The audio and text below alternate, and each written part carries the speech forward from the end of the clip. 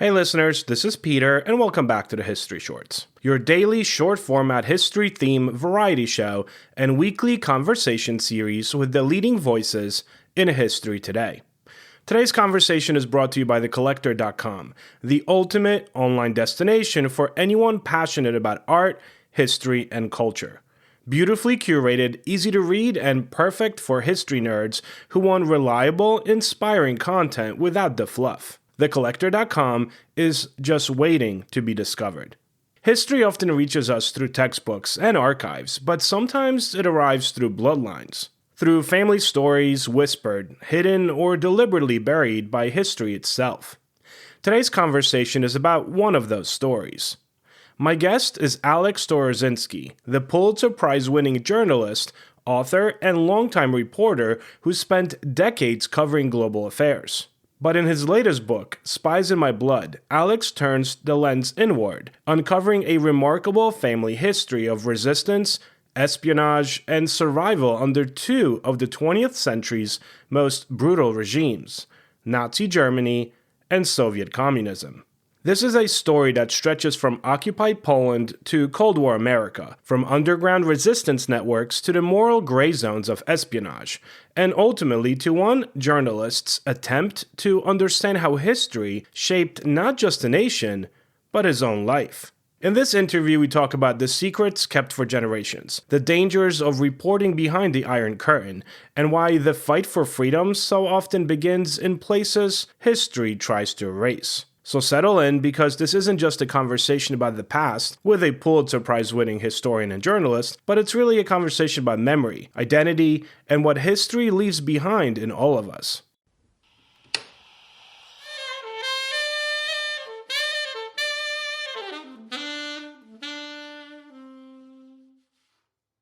A quick word from our sponsors.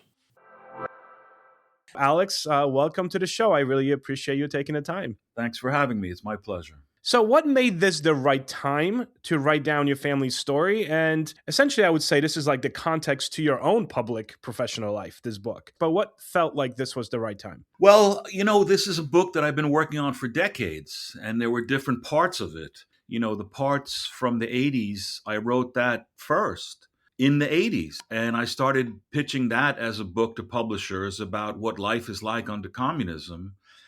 And all of these American publishers couldn't believe it. They said, "You're making this stuff up. You're making fun of Poland." And I said, "I'm not making fun of Poland. I'm telling what life is like under communism." And they just simply they couldn't believe it. The black market scams and money changing and all of that. So I finished that part and thought, all right, someday I'm going to come back to it. And then over the years, as members of my family started to die off, they told me their deepest, darkest secrets. My father died when I was 15, and he told me that his father ran a spy ring in Lvov, today Lviv, in Poland in the 1930s, and that they were chimney sweeps. And they would go into houses and they would snoop and they would sweep and they would snoop and they would look for clues about Russia. Russia was murdering Ukrainians in the Holodomor, and then they were trying to cross the border into Poland to do the same. They killed about 200,000 Poles on that side of the border. So my father's father, my grandfather, was spying on them with this chimney sweep service.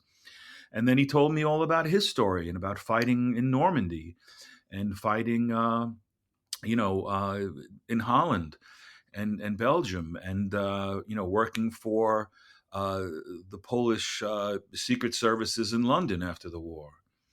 And then when my grandfather was dying, he told me about Monte Cassino in Siberia and what he had been through. And then when my mother was dying, she sat down with me and I recorded hours and hours of interviews with her about her life during World War II, her life in the German, work camp, how she survived, the massacres of the UPA in Ukraine.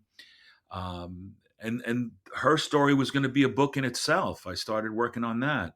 And I think the real key was when my brother died and admitted to me that he had worked for the CIA and that he had smuggled Ryszard Kuklinski, Colonel Ryszard Kuklinski, out of Poland, one of the most important defectors of the Cold War. And so I started researching his story. I filed a Freedom of Information Act request with the CIA and the federal government. I got a copy of his work application for the CIA, mostly blacked out. I interviewed his friends who were spies, communist spies during the Cold War, and they told me, their side of the story. And then I started getting my dossiers because I lived in Poland in the mid 80s for 2 years. And that's when I was starting out as a journalist. I got to translate an interview with Lech Wałęsa and meet Zbigniew Bujak and meet the Polish underground.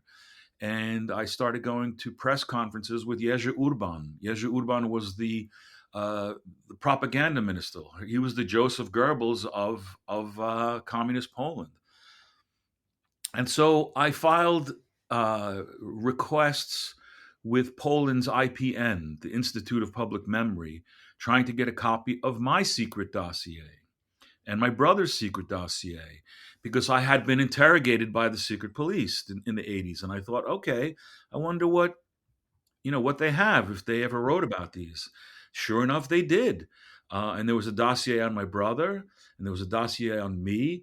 They even gave us cryptonyms, pseudonyms. My brother was Nemo, and I was Rocky. And when I first heard this, Rocky, the guy who leaked it to me, I thought, you mean like Rocky Bullwinkle, the moose? And they're like, no, we don't know who that is. Like Rocky the bouncer, the boxer. They thought you were tough because you stood up to the communists. So once I had gathered all this information, it had somehow given my life meaning, the story of my ancestors and how I became the man that I am. And so that's why I decided, and then my involvement with the Kosciuszko Foundation. The Kosciuszko Foundation gave me a scholarship to go to Columbia University and get my master's degree in journalism. And then I went and studied, at the Kosciuszko Foundation program in Krakow and learned to speak Polish. And then eventually became president and now chairman of the board. And somehow this all tied in together. And I thought, well, this is a book. I've got to just finally get this down.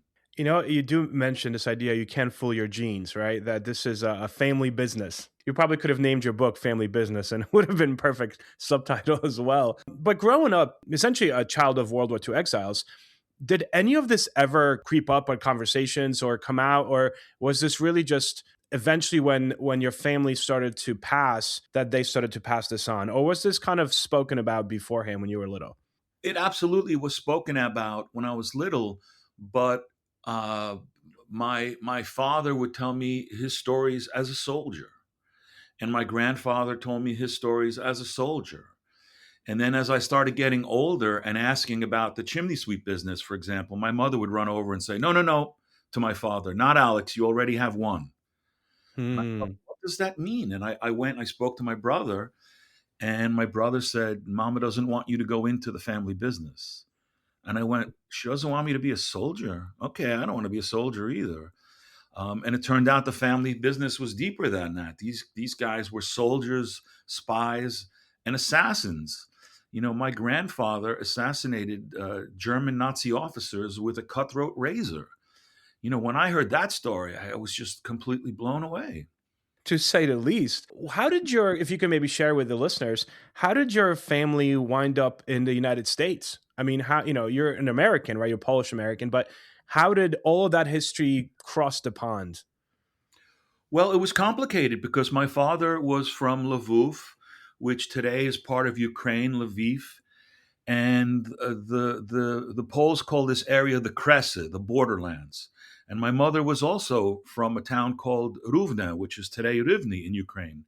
So they couldn't return to Poland after the war. My mother was in a Nazi work camp, a German work camp, working as a slave laborer, picking up dead bodies for the German railroad. And her father, fought at Monte Cassino and was in Italy when the war ended. And he went and he got his daughters out of that work camp and his wife, and brought them to Italy. And they spent about a year in Italy in a refugee camp. And then they couldn't go back because their town was now part of the Soviet Union. So they went to England and lived in a refugee camp in England. And the English made it very hard for the Poles. They basically, the unions didn't like the Polish workers that were going to compete with them, so they didn't really have opportunity there. They wanted to come to the United States, but they ended up in Argentina first because they couldn't get visas. And then from Argentina, they came to the United States. And the same was true with my father. After the war, he ended up in England, and his father and brothers were sent to Siberia, so he couldn't go back. He also tried to get to the United States, but couldn't, and ended up in Argentina. That's where he met my mom. What I liked about the book is that it juxtaposes Nazi occupation with communist repression. It's like a full circle of the story of Poland. It's funny, it's Russian occupation because there were Russian troops there. There were True. Russian troops in Poland. There were Russian troops in East Germany. There were Russian troops in Czechoslovakia and Hungary and Romania and Bulgaria. They were Russian. So, what lessons do you would hope that your readers would take from that? Because a lot of people don't realize, they think that September 1939, Germany attacks. People forget that before Uncle Joe was Uncle Joe, he also attacked Poland. And the fact that Poland has this rich history with the Soviet Union and Russia fighting against them, and that, as you just mentioned, people think of Cold War as it starts after World War II, but for Poland, it doesn't start after World War II. Exactly right. Russia invaded Poland in 1939. And then the Germans pushed them out, and then they came back. And so they occupied Poland from World War II all the way up to 1993. People don't realize that Russia occupied Eastern Europe until 1993, and then were driven back. And Putin has said this is the greatest tragedy in the history of the 20th century, that they had to give up Eastern Europe. So that's why he invaded Ukraine. That's why he wants to take over Eastern Europe again. Unfulfilled mission, you might say. As fascinating as your story of your grandparents and your mom is, I even like reading the one portion where she was like, "Oh yeah, and this is where I was shot," and you're like, "You were shot?" Like how this like nonchalant just comes out, right? Like it's like you're uncovering layers of this history as you're growing up with your family. Absolutely. I put my arms around her after coming back from school, and I put my finger accidentally into a hole in her arm. And that's when she said, "Oh, that's where I got shot." And the one thing about my parents is they had been through incredible tragedies and they had survived, but they didn't think of themselves as survivors. They never complained about these horrible things that happened to them. They always looked to the future. What next? What are we going to do now? They didn't whine about it. They focused on how are we going to provide for our family? How are we going to provide for our kids? Let's talk a little bit about your brother's mission. Can you elaborate a little bit on your brother's role with Ryszard Kuklinski in 81? So my brother went to Poland. He was 6 years older than me. So he went to Poland already in the late 70s and worked for an American company, a textile company. He lived there for 2 years. So he knew Warsaw like the back of his hand. And he spoke perfect. He was born in Argentina, but he spoke perfect Polish, native Polish. And he spoke Russian. He studied Russian. So he was there for 2 years. And then after the Solidarity movement started, that textile company had to leave Poland. And so he went and applied for the CIA. And when they saw they had a guy who knows Warsaw like the back of his hand, who speaks perfect Polish, they figured out we're going to use him for something. And Ryszard Kuklinski was a defector who over a decade leaked tens of thousands of Soviet era secrets to the CIA. He leaked the Soviet Union's plans for a first strike nuclear war against the West. And then when the Russians figured out that there's a mole in Poland, they started looking for him. So the CIA realized they've got to get him out. They have to exfiltrate him from behind the Iron Curtain. So Kuklinski was at a party at the Soviet embassy with hundreds of officers in uniforms, Russian and Polish uniforms. And he had his own driver that drove his Volga, chauffeured his Volga, limousine to come and take him out. So he dismissed that driver. My brother was dressed up as that driver with the same license plates. The CIA had the same car painted the same license plates. And they sent my brother into the Soviet embassy to pick him up and take him out of there. And my brother drove him to a safe house in Warsaw where he hid overnight. And then the next night, Kuklinski was flown out of Poland. When your brother's telling you this, knowing your brother his whole life, were you surprised or were you taken aback? I mean, I was surprised to a certain extent, but my brother always knew. I was a journalist, so I interviewed governors and senators and mayors of New York City, and when I would go to Poland, because he was a banker, he went to Poland in the '90s and helped Poland transform its economy from a communist economy to a capitalist economy. And we would go out, and he would introduce me to people like, "Oh, this is Colonel Pedalitsky, who founded GROM, Poland's Yes, special yeah. forces." And he was a spy during the Cold War. And I said, "How do you know him?" Well, he said, "You interview, governors and stuff. In banking, I meet these kind of people." Yeah. And then he introduces me to a General Gromosław Czempiński, who during the first Iraq War smuggled CIA agents out of Baghdad. What was Operation Samsun. It was, yeah. yes. Yeah. So he ran that operation, but he was also a Cold War spy for the communists. I asked my brother, "Well, how did you meet this guy?" So I was already thinking, this is weird. Normal people don't get to know spies. And I talk about this in the book. One day we're driving by the Soviet embassy in Warsaw, which was, then the Russian embassy. And I tell him the story. "Oh, I applied for a visa once. I wanted to bike, to Moscow, and they laughed at me." And my brother laughs and says, "Yeah, I was in that embassy once too." And I went, "Really? What were you doing?" And he said, "I'll tell you someday." And he didn't tell me that story until he was dying. You went into the family business as well, but I would say from a different angle as a journalist, exposing challenging a lot of misconceptions about life behind the Iron Curtain.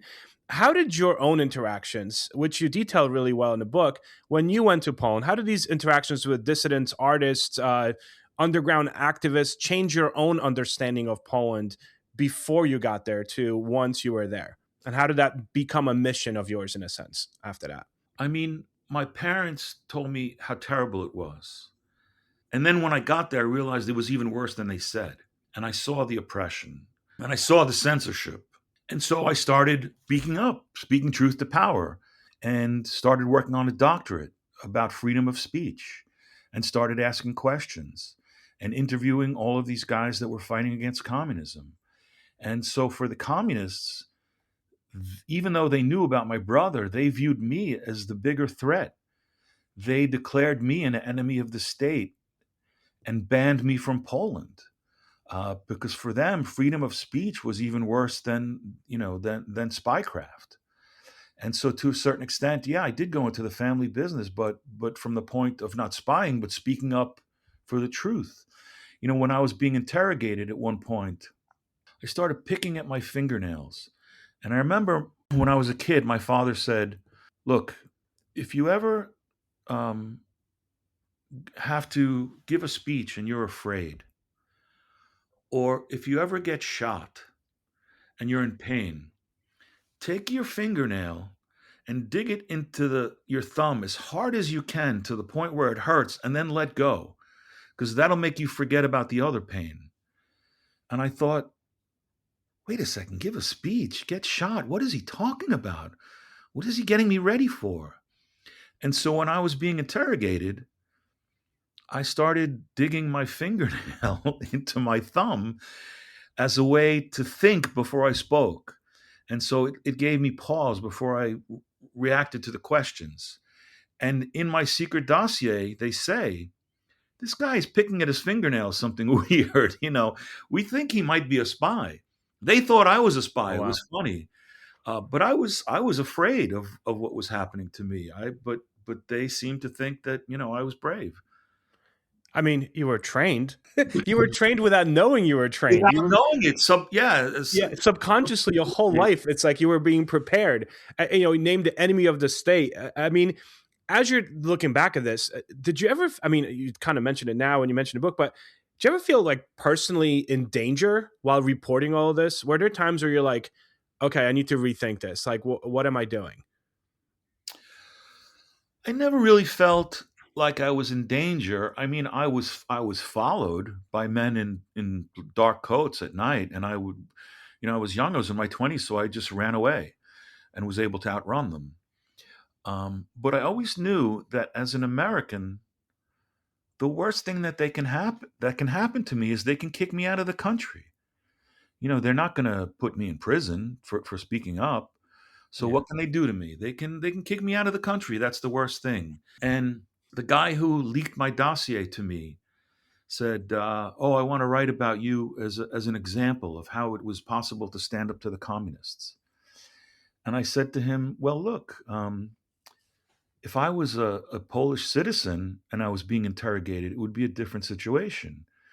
Because if they said, we're going to take away your scholarship, or your father's going to lose his job, or your grandmother's not going to have the operation she needs to live, who knows what I would have done to save them?" So it was a different situation. I could always leave. And I think that gave me a certain level of confidence to speak up. You kind of alluded to this at the beginning that the Western world wouldn't necessarily believe or found some of the things that you reported on unbelievable. What were some of the things that you felt like, I wouldn't say getting pushback, but awe in a sense that you were mentioning about Poland in the 80s? That when you came back and or you heard from your colleagues or peers that they were like, really? Well, you couldn't get toilet paper. Yes. It was easier in 1985. It was easier to get Russian caviar than it was to get toilet paper. And Yeah. they thought I was making that up. Yeah, it's so true. Whenever we had family coming from the West when we were in Poland, if someone came from the West, we would all show up at grandma's house because Uncle blah, blah, blah came from America to visit or from somewhere. And they would give us toilet paper or from Germany. Most of the stuff came from West Germany, but like they would hand us toilet paper and it was everyone got their roll and we were all excited. It's like, ooh, yeah, we got a roll because even the paper that was sold in Poland, as you probably remember, it looked like paper. It was like brown coarse It was paper. made out of cardboard, and sometimes it even wood Yes. pulp, and sometimes it even had splinters in it. It was Yes. I they mean, wouldn't they couldn't believe that. The splinters and toilet paper? Well, yeah, making this up. Another thing that if you worked, at a factory that made sneakers, you would steal a certain amount of sneakers and then go and trade that for a guy who worked in a butcher shop and would steal meat. And there was this illegal barter system. You would go into stores and the stores would be empty. And the reason is because all of the workers stole the products at their place of employment before the stuff got to the stores. And there was this illegal barter system. And American publishers couldn't wrap their minds around that was actually happening. You know, they thought, nah, you're making that up. Or that there's this black market, for money. And if you're trading, that there were these men called the Ching Chargers. Ching Chargers were the money changers. It rhymed with ka-ching and charge, Ching charge. And so these guys would stand in front of Western hotels where Westerners would come. And if you had a dollar and you had to exchange it at the official communist exchange rate, for a dollar, you would get 100 zloty. But these guys standing outside of the hotels would give you 500, 600, 650 zloty for a dollar. And the reason was because there were certain stores that sold items from the West, like German beer. Pevex, Baltona, something like that, right? Yes, there was Pevex, there was Baltona. Yeah, that's But what I remember. you needed to get these dollars to buy things in those stores. And that was another thing. You're making this up. These stores where you have to change money with a black marketeer in front of a hotel. Um, so it was just such a topsy turvy world that they didn't believe me. It's like I said, just reading this, and it kept on going back to me growing up in Poland. I mean, all these things you're saying are so the toilet paper, all that was so real. Or like we used to get milk in bags. A milk came in a bag instead of like a gallon jug. It was a bag. And my dad said that when they got married, they were allowed to either they got a ticket. They didn't have to get money for it, but the government allowed them to either get, I want to say, a TV or furniture or something like that. You got like a coupon for it. You still have to pay for it, but you were allowed, you could choose each one. And then my dad chose the TV. He said he convinced my mom that he would get a TV. And he said he would go every Friday to listen if his number was called so he could buy a television. Just it's just so you could buy a television. So I'm growing up in the 80s. My wife is Irish American, and we try to compare our childhoods, and you can't compare our childhoods. She's grown up in the United States 80s. She's like, oh, I was skating outside and I was going for. I'm like, yeah, I had a black and white television, and at most, the most American thing we had in the 80s on television towards the end was westerns. Like my kids are like, why do you like Western movies? Bonanza. Yeah, I'm like that. This is why I like Western movies, because that's what I had in communist Poland. It was 1960s television that got there in the 80s. Another thing that American publishers didn't believe me about was that there were so many Arabs in Poland and throughout Eastern Europe. And when I was leaving for Poland in 1985, my brother said to me, look, knowing you're going to end up at one of these, either the Hotel Europejski or the Hotel Forum, and because those are the only places where you can get beer. He said, in those hotels, there will be Arabs. He said, be careful of them. And I said, why are you racist against Arabs? He said, I'm not. He goes, but those Arabs are terrorists. He said, Abu Nidal has an office in the Atraco building in Warsaw. And Abu Nidal, for those who don't know, was the bin Laden of the 80s. He was the most notorious terrorist who was murdering Jews and other people. He threw a Jewish man in a wheelchair over a boat into the Mediterranean. So he was the most sought after terrorist in the world, and he was living in Warsaw. And I asked my brother, how do you know this, that Abu Nidal is living in Warsaw? He said, oh, I've got friends that work in that building. I said, friends? What kind of friends? He said, oh, banker friends. Yeah. I said, oh, okay.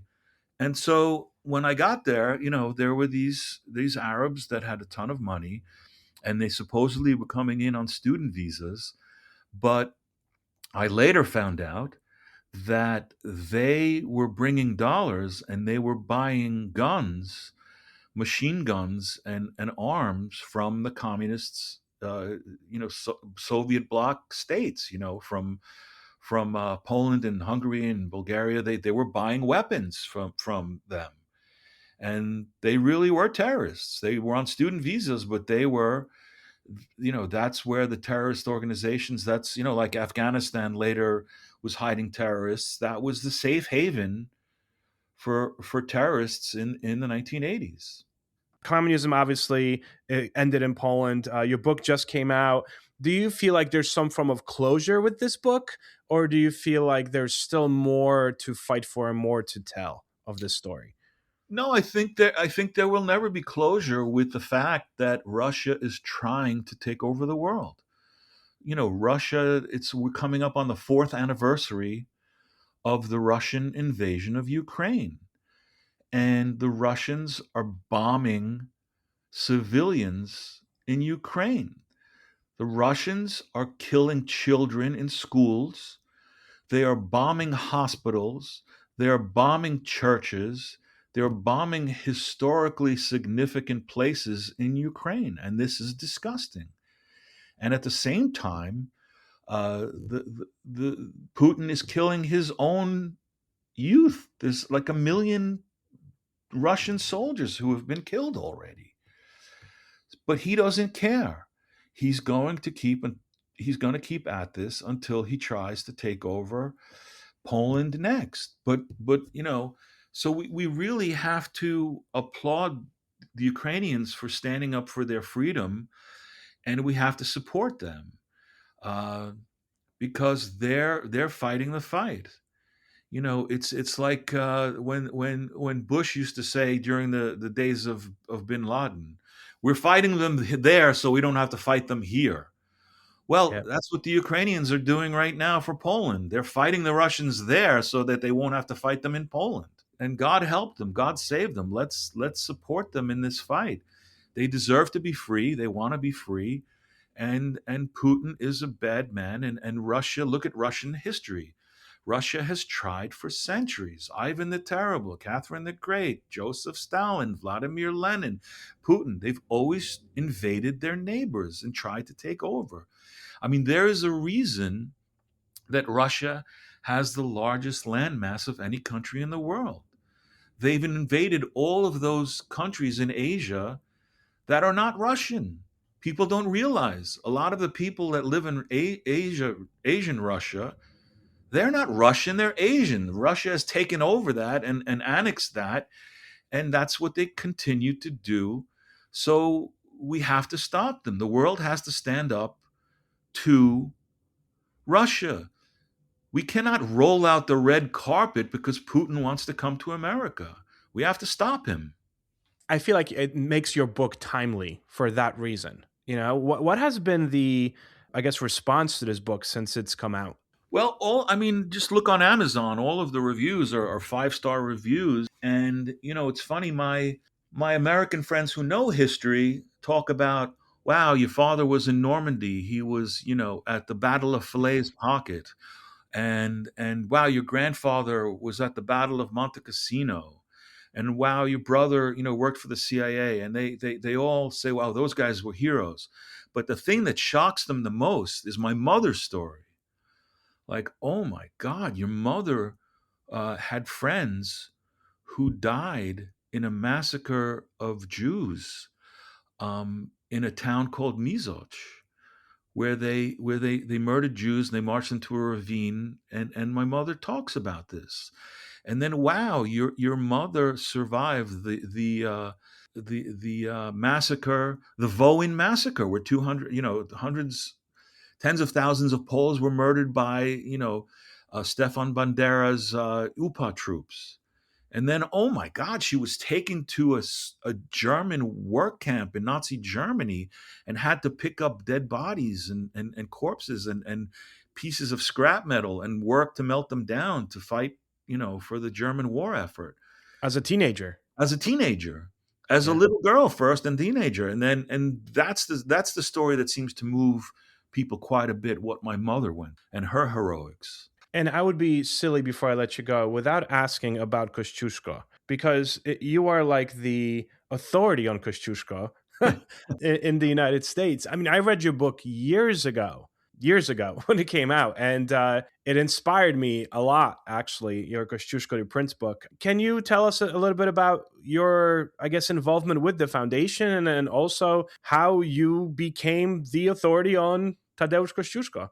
Well, as you said, I'm involved with the Kosciuszko Foundation, and they gave me a scholarship to go to Columbia.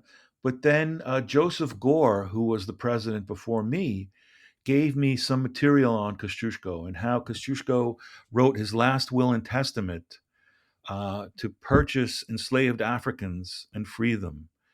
And I thought, wow, this guy really put his money where his mouth is. And he became an inspiration for me. And so he stood up for enslaved Africans. He stood up for indentured serfs in Europe. He stood up for the rights of women. He stood up for the rights of Jews. He stood up for anybody who was being mistreated. And so for me, he really was this prince of tolerance. And so that's why I started researching that book, and I wrote that book, and I made a documentary film about him, Kosciuszko, a man ahead of his time, which was on PBS. Now it's on YouTube. And the foundation itself, the foundation now just finished its centennial, 100 years. And so when that book was coming out, the elders who ran the place said, well, look, we paid for your tuition at Columbia. It's time. So I became president. I did that for 5 years or so, and then became chairman of the board. And so this organization, in my time, has raised tens of millions of dollars for scholarships for Poles and Polish Americans. So it feels good to be able to give back to the organization that helped me and to help find the next talented young Polish scholars and Polish American scholars, and and pay for their education. And so it's really an honor to be involved with this foundation. Those of you who don't know about it can just go look it up, thekf.org, and go read about it. Go read about what we do. Read about all of these concerts that we sponsor and scholarships.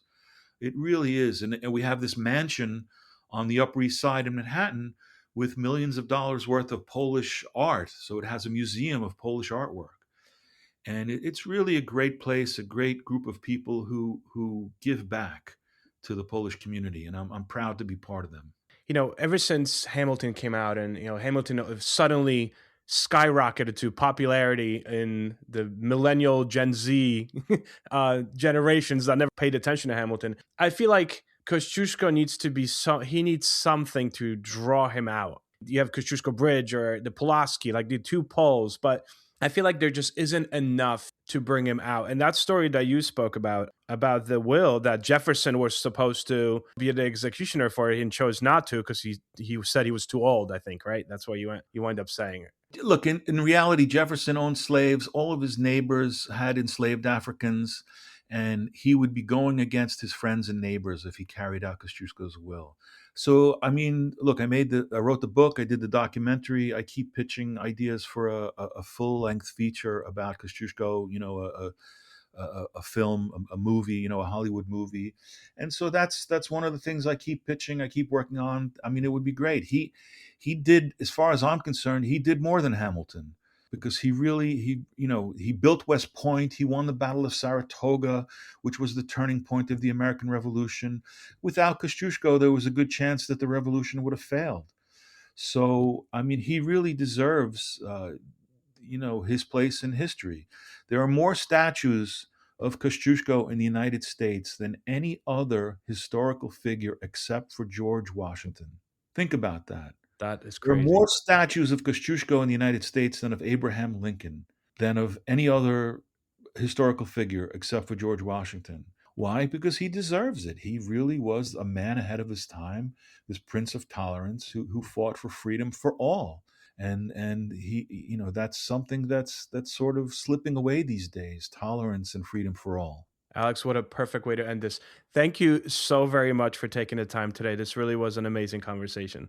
Thank you for having me. It's been a pleasure.